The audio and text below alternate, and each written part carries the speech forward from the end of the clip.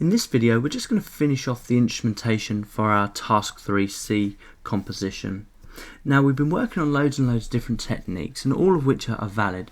And you can take this a lot further than I've done. I'd hoped to do a lot more vocal arrangement, a lot more kind of vocoders and things. And I've really struggled with this kind of idea of these African chants. But a user recently sent me a little message on my email and said, hey, why don't you try out the ones that are built into Logic, which left me feeling a bit foolish, of course, because there are actually some really good ones. So firstly, it was these South African singers. Now, if you are going down this route, let me just show you where they are. So if you come up to your media bay and you go down to the vocals and just scroll down just a little way, you'll find all these African Miss ones. Now, the one I've used for this is this first one, African Skies vocal.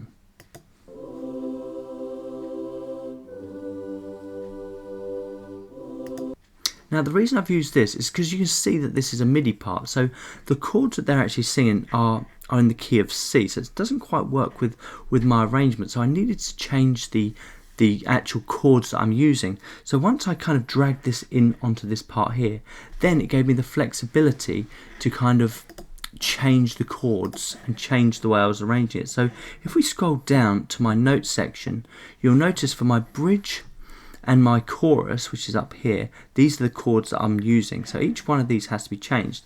So by double clicking on my African Skies, you can see that what came in was a bunch of chords, and this just allowed me to kind of move them around and adjust them, and they actually sound really fantastic and they've worked really well. So thank you to that user that gave me that bit of information. I was really struggling with that.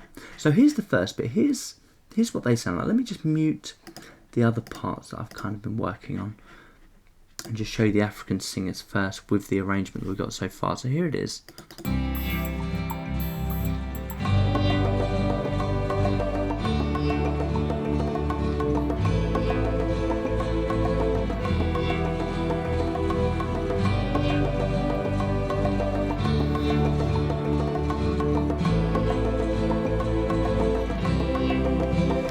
So that's the benefit of it being a MIDI part, is by the time I dragged it in, I could then just start messing around with these MIDI parts until it actually worked with my arrangement. And I think you'll kind of agree that just kind of works. That was definitely what I was looking for, these kind of chanting things. So fantastic use if you've also gone down this path.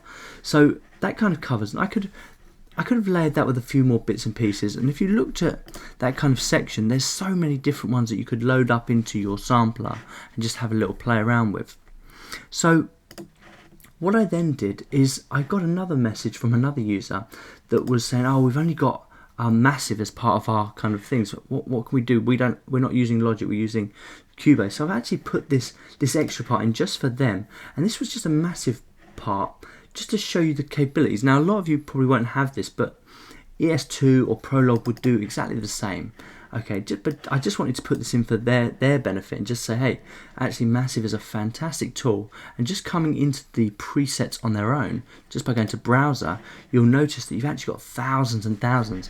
Now, I've just chosen this Lost Dreams. I haven't touched any of the parameters, so you don't necessarily need to get your head around Massive to kind of use it, because you can just come down to any of these parameters, double click on them, and you've got some fantastic sounds. So don't be put off if you've got one of the best synths out there, because it's fantastic.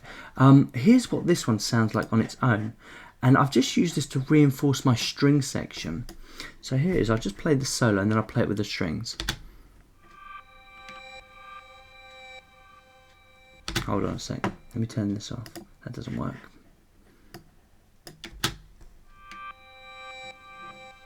That's better.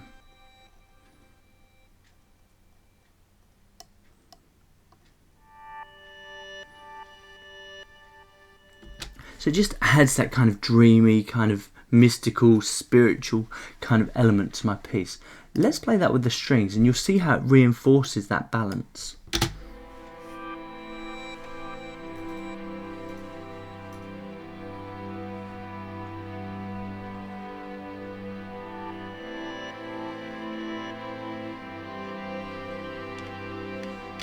Now, what I've done with this is I've played this in real time, and it's a very simple part, and I'm just playing around the key that I've got, or the chord sequence that I've got. So this kind of A minor, C, E minor. So basically working off this E minor key and just finding notes in that sequence that work. And it didn't take me very long just to kind of play these notes in, and that's the benefit of these nice padded sections. If you're just playing one note, they can work quite easily. So in one take I just put all of these parts in, and I was fairly happy with that. So there's two of the parts, and I would definitely say, you know, if you've gone for this Nelson Mandela thing, have a look at your synthesis sounds. If you're using Logic, you've also got a really good synth in here called Sculpture. Now where is it? It's here. And that's got some really nice organic synth sounds that you can use, much like Massive has. So definitely delve into that, have a little play around with those ones, and try and layer them up.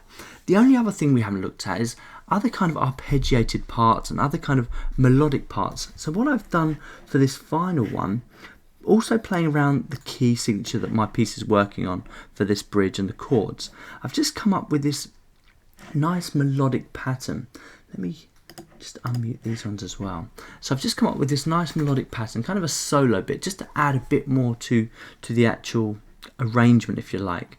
And it's quite nice using distorted guitars just to kind of add these singular notes that have a melodic feel is quite a nice way to go and add that texture. So here it is. Have a listen to this.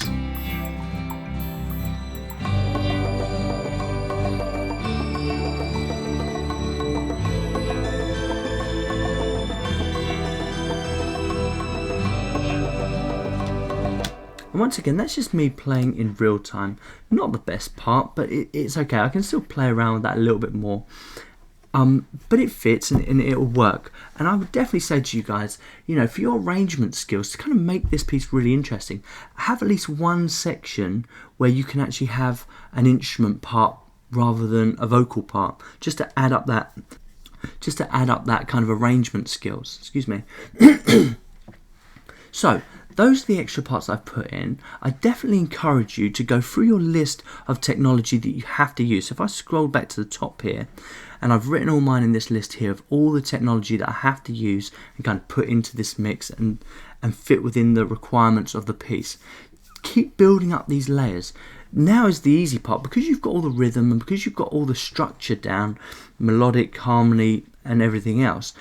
Everything else you add on is just spatial awareness, and that's what's going to add the real bonus to this piece, okay? So definitely spend a bit of time looking at your synthesis, looking at your soundscape and all the different kind of sounds that will fit within that, and kind of just build up these simple layers. Okay, we've got 2 more videos to go, so in the next one we're going to look at the mixing aspect of it and just kind of make sure that we've got all the balances right so we fit that perspective of the brief, and then we're going to finish off just by mastering. So I'll see you in the next lesson.